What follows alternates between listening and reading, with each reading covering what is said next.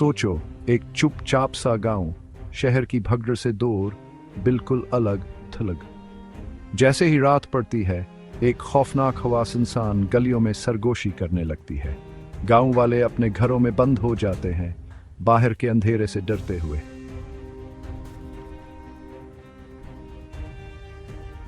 उन्हें इस स्याह साया का डर है जो हर रात घूमता है।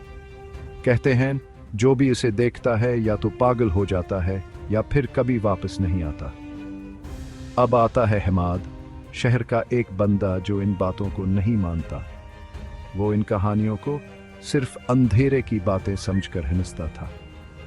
ये सब तो बड़ों की कहानियां हैं, वो गांव के बुजुर्गों से कहता था।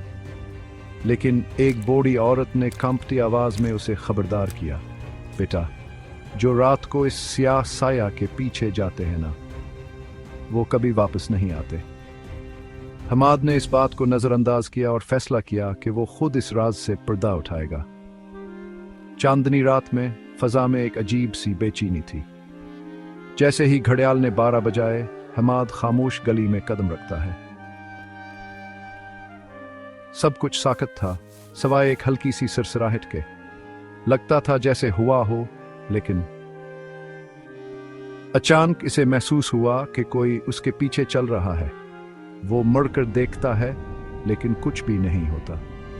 जैसे जैसे वो आगे बढ़ता है, कदमों की आवाज तेज होती जाती है, करीब आती जाती है।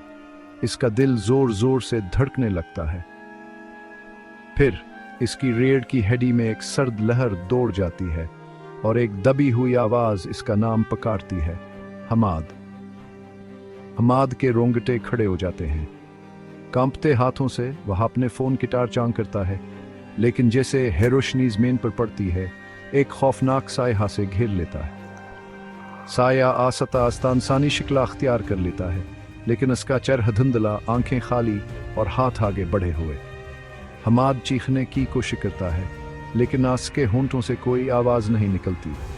उसकी सांस सरक जाती है, उसके अंदर धुंधला जाती है। और फिर अगली सुबह गांव वालों को हमाद मस्जिद के करीब बेहोश मिला। जब वो जागा तो इसकी आंखें बर्फ की तरह सर्द खौफ से भरी हुई थी।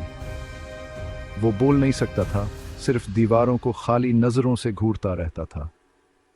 गांव वाले जानते थे कि वो इन बदकिस्मत लोगों में शामिल हो गया है जो इस स्याह साया से मिल चुके हैं और जो फिर कभी पहले जैसे नहीं रहे।